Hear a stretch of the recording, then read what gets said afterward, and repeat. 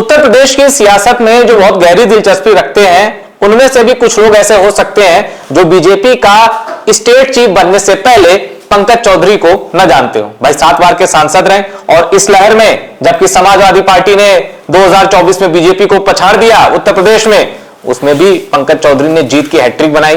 तो क्षेत्र में तो प्रभाव है और इसी वजह से शायद दिल्ली की नजर में हुआ है, प्लस उनका कास्ट फैक्टर। बीजेपी ने पंकज चौधरी को बनाया यूपी बीजेपी का चीफ, लेकिन उसके बाद इतनी तेजी से और इतने अलग अलग किस्म की घटनाएं सामने आ रही हैं कि ये सवाल उठने लगे हैं क्या पंकज चौधरी फेल और किसने कर दिया खेल। आज हम कई चीजों को, कई खबरों को एक साथ एक लेंस पे रखेंगे और आपको बताएंगे क्या वाकई पंकज चौधरी फेल या उनके साथ कोई कर रहा है खेल। पहले अभिषेक जी, सबसे पहले मैं आपको एक सवाल पर आपकी एक पेपर कटिंग है उसमें आपकी राय जानना चाहता हूं।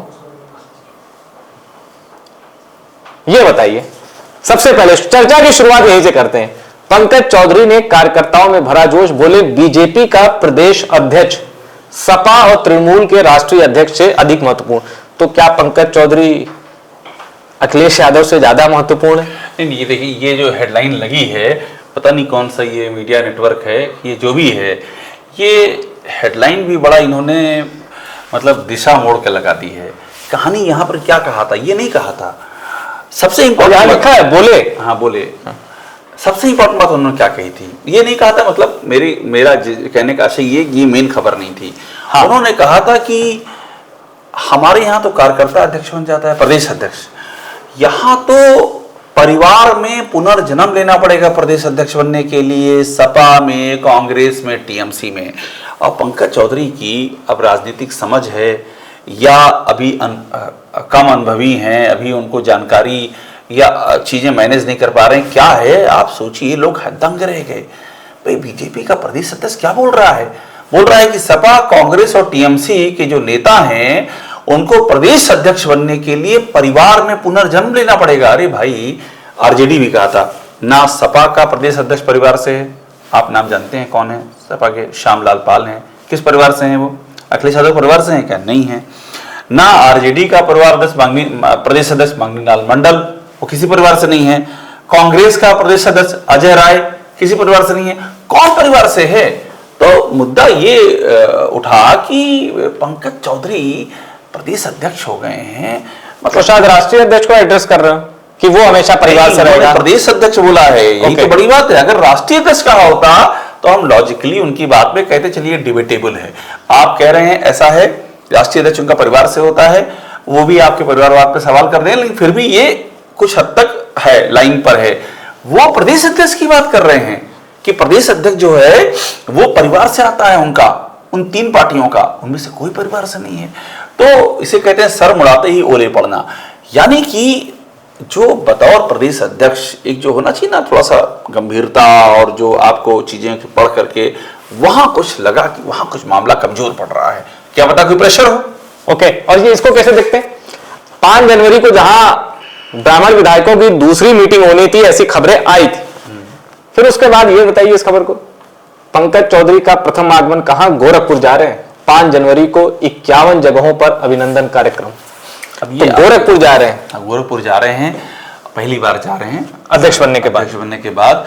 अब ये अभिनंदन कार्यक्रम जो हो रहे हैं ना, इसको लेकर के भी बहुत चर्चा है कि पंकज चौधरी जब से बने हैं प्रदेश अध्यक्ष, उनके अभिनंदन कार्यक्रम चल रहे हैं। मथुरा में चले, मेरठ में चले, जहां जा रहे हैं उसमें ड्रोन कैमरा चल रहा है, बुलडोजर, बाकायदा बुलडोजर से फूल बरसाए जा रहे हैं। इन चीज़ों की इस दौर में कोई ज़रूरत थी नहीं। अभी ज़रूरत क्या थी कि आप जाते, स्वागत वागत तो बात की बात है, 1 साल बचा है, आपके कार्यकर्ता पूरी तरह परेशान हैं। इस गवर्नमेंट ने बीजेपी के अपने कार्यकर्ताओं की चटनी बना दी, ये कार्यकर्ताओं का कहना है, मोटा मोटा उनका जो कहना है। तो जब नया प्रदेश अध्यक्ष आया है, वो भी उसी क्षेत्र से आया है, तो उनको उम्मीद थी कि वो उनको कंधा देगा, उनके घावों पर मरहम लगाएगा। आप खुद ही किसी और के कंधे पर सवार हो गए। आरोपी लग रहा है कि आप तो किसी और के स्क्रिप्ट को पढ़ने लगे आते ही। और ये अभिनंदन कार्यक्रम से क्या होना है? आपको आपकी अगुवाई में सरकार थोड़ी ना चल रही है, वो तो योगी की अगुवाई में चल रही है। ये काम वो कर रहे हैं, जहां जा रहे हैं अभिनंदन, स्वागत और भाषणबाजी ये सब कर रहे हैं। आपका काम संगठन को थोड़ा सा मनोबल बढ़ाना है। लेकिन बात स्वागत से बहुत आगे चली गई। ये देखिए ऐतिहासिक स्वागत, मतलब ये क्या जीके की बुक में आएगा ये स्वागत की? अब वो ऐतिहासिक स्वागत क्या था? इसीलिए क्योंकि जहां भी जा रहे हैं वहां ऐतिहासिक ही चल रहा है। बुलडोजर में बताया आपको, आप विजुअल देखिए ना उस समय के बुलडोजर, और वो भी इनके गृह जिले में। हाँ नहीं, अभी जहां गए थे पश्चिम में, वहां बुलडोजर से ये रहा। स्वागत हो रहा है। हाँ।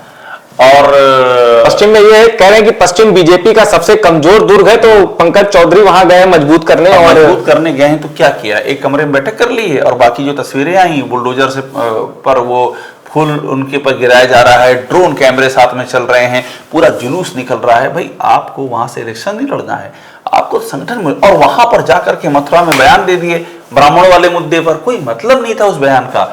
मेरी जानकारी कहती है कि दिल्ली में भी उस बयान के अच्छे मायने नहीं समझे गए। जब आपने बाकायदा एक नोटिस निकाल दी, चेतावनी निकाल दी कि ब्राह्मण विधायकों ने जो किया है वो ठीक नहीं किया है, उसकी भाषा बड़ी सख्त थी, जरूरत नहीं थी उस भाषा की, क्योंकि इसके पहले भी बहुत सारे कुटुंब की बैठक हुई है, तब तो आपकी वो चेतावनी वाली जो चिट्ठी थी तब तो वो कहीं थी नहीं। और अगर आप जारी ही कर रहे थे तो आप उसमें लिखते एक लाइन कि इसके पहले जो कुटुंब की बैठक की थी क्षत्रियों ने, कुर्मी लोग, वो सब भी नहीं होनी चाहिए थी। अगर आप ये लिख देते तो फिर भी एक मैसेज जाता। आपने कुछ नहीं सोचा, पॉलिटिकल आदमी सोचता है असर क्या होगा, और उसके बाद आप मथुरा में जाके फिर बोल दिए, तो इसलिए चीजें थोड़ा सा गड़बड़ाई हुई हैं अभी। अच्छा, अब यहाँ एक सवाल और आता है, जैसा आपसे मैं बात कर रहा था तो आपने बताया कि ब्राह्मण वाली मीटिंग के बाद ये दिल्ली जा चुके हैं, तो दिल्ली गए तो क्या शाबाशी दी गई या? नहीं देखिए, शाबाशी वाली बात तो नहीं है, क्योंकि दिल्ली बहुत परेशान है जो ब्राह्मण वाले में हुआ है। अब देखिए ये फोटो बड़ी इंपॉर्टेंट है, हुआ इधर से है, पर वो 3 इडियट्स का डायलॉग है कि बोल वो रहे हैं पर शब्द हमारे हैं। याद है आपको 3 इडियट्स का डायलॉग? तो बोल तो ये रहे थे लेकिन शब्द किसके थे? कहा यह जा रहा है कि पंकज चौधरी को बाकायदा एक ब्रीफ आया था, ये आपको चिट्ठी जारी कर देनी है। वो ब्रीफ किसने दिया था? वो ब्रीफ में ये मीटिंग पे, ब्राह्मण वाली मीटिंग पे? अच्छा। वो चिट्ठी जो इन्होंने जारी की वो ब्रीफ कहीं से आया था। अच्छा। एक पावर ग्रुप लगा हुआ था कि आपको इनको चेतावनी देनी ही देनी है। अगर लगा भी हुआ था तो इनको समझना चाहिए था ये बात कि इसका रिएक्शन क्या होगा। इनको सोचना चाहिए था कि इसके पहले भी हुई है, तब तो हमने चेतावनी जारी नहीं की थी, तो अब क्यों कर रहे हैं, ये सब सोचना चाहिए था। नहीं सोचा इन्होंने। तो अब सवाल ये है कि पंकज चौधरी अभी तक दिल्ली, जो अभी तक का फीडबैक हमारे पास है, दिल्ली इससे बहुत नाखुश है और उनको लग रहा है कि बड़ा डैमेज हो गया है, जाते ही डैमेज कर दिया, ये उनके पास मैसेज है। और यहाँ तो लिखा है कि सीएम योगी से मुलाकात कर संगठन को धार देने की तैयारी। तो जो डिप्टी सीएम ने एक बार कहा था संगठन बनाओ सरकार, तो क्या वो खाई बड़ी हो रही है या आपको संगठन ताकत में दिख रहा है? अब देखिए, खाई वो तब बड़ी होगी जब पंकज चौधरी को स्टैंड लेते दिखेंगे। अभी कहाँ खाई है, अभी तो 2 नदियां मिल गई आपस में, बुलडोजर ने समतल कर दिया होगा। हाँ, नहीं, अभी तो जहाँ के आप रहने वाले हैं और जहाँ से हमने पढ़ाई किया है, प्रयागराज, वहाँ तो गंगा और यमुना का संगम हो गया है, ये स्थिति हो गई। जबकि संगठन और सरकार अभी जो स्थितियां हैं, बीच में एक झूसी का पुल बनना चाहिए था प्रयागराज, शास्त्री ब्रिज। हाँ, शास्त्री ब्रिज बनना चाहिए था भाई, ताकि इधर से उधर जा सकें। और वो तब बनेगा जब दोनों ओर की जमीन मजबूत होगी। एक और जमीन मजबूत, दूसरी ओर गड्ढा, या आप वहां पुल बनाओगे घुस जाएगा पुल भी। तो इनको ये करना था, अपनी मजबूती दिखानी थी, वो नहीं हो पाई है। तो यानी जहां तक मैं समझता हूं, इनको ज्यादा कुछ नहीं, इनके पहले जो बीजेपी के स्टेट चीफ थे उन्हीं को अगर ये उन्हीं की कार्यशैली देख लेते तो इतनी फजीहत नहीं होती जो ब्राह्मण विधायकों की मीटिंग के बाद से हुई है। अब मुझे एक चीज आप बताइए, जैसा आपने बताया दिल्ली भी नाराज है, और तो आप इन विफलताओं को, इसकी मुख्य वजह क्या मानते हैं? इसकी मुख्य वजह आप ये मानते हैं कि एक जगह ये थोड़े से झुक गए, सरेंडर मोड में आ गए, या फिर आप अनुभवहीन मानते हैं? देखिए, 2 बातें। अनुभवहीनता नंबर 1 है, अनुभव नहीं है। जबकि इतनी बार के सांसद है, संगठन का कोई अनुभव नहीं है। लेकिन दूसरी जो अनुभवहीनता से बड़ी बात यह है, बहुत लोगों को अनुभव नहीं होता है, लेकिन जब अपॉर्चुनिटी दी जाती है तो थोड़ा सा आप तैयार होते हैं। पहली बात, सेंटीमेंट समझना चाहिए। पंकज चौधरी ने सेंटीमेंट्स भापने की कोशिश नहीं की। ऐसा लगा कि जैसे क्या मिल गया हो। भाई, आप राज्य मंत्री थे, आपको प्रदेश अध्यक्ष की जिम्मेदारी मिल गई, बड़ा पद होता है। आप आए और लैंड किए, सीधे आपके ऐलान हुआ और आपका स्वागत समारोह शुरू हो गया। थोड़ा सा अगर बैठे होते, सोचे होते, आम कार्यकर्ताओं से मिल लिए होते, थोड़ा सा फीडबैक ले लिए होते, फीडबैक रहा होगा, तो आप ये समझते कि आपकी एक एक एक्टिविटी वॉच की जा रही है, एक एक शब्द आपका वॉच किया जाएगा, क्योंकि दूसरी ओर सत्ता जो है उसकी पहली लड़ाई संगठन से है, सपा से नहीं है, ना बसपा ना कांग्रेस से, संगठन से ही लड़ाई है। तो इसलिए ये सेंटीमेंट समझने में चूक हुई और बड़ी चूक हुई है। तो ये थी चर्चा, पंकज चौधरी नई जिम्मेदारी में आए। और अच्छा एक सवाल और, ये अगर आप बताइए, कास्ट अगर वो कुर्मी समाज से ना होते तो क्या वो अध्यक्ष बनते? ऐसे भी सवाल है। 100% ये बात एकदम सही है कि कुर्मी समाज से अगर वो ना होते तो अध्यक्ष नहीं बनते, फैक्ट है ये। क्योंकि कुर्मी बिरादरी बीजेपी के लिए एक बड़ा एक सिंबल है ओबीसी के एकीकरण का, और वो उससे छिटका है। 22 में भी छिटका, 24 में भी छिटका, अपना दल साथ होने के बावजूद। हाँ, उसके बाद भी छिटका। बनारस तक में वोट नहीं मिले हैं, जो रोहनिया और जो पटेल बहुल इलाके हैं बनारस के, वहाँ पीएम के वोट घट गए वहाँ पर, तो वो छिटका है। और उसके छिटकने के चलते बीजेपी को नुकसान हुआ, तो उनको एक मैसेज देना था। उसके लिए पंकज चौधरी को एक लाया गया कि भाई ये उस समुदाय से आते हैं, लोग इसको एक्नॉलेज करेंगे। लेकिन वो एक आपका लॉन्चिंग प्लेटफॉर्म था कुर्मी समाज से होना, उसके बाद तो आपको अपने विवेक का प्रयोग करना था।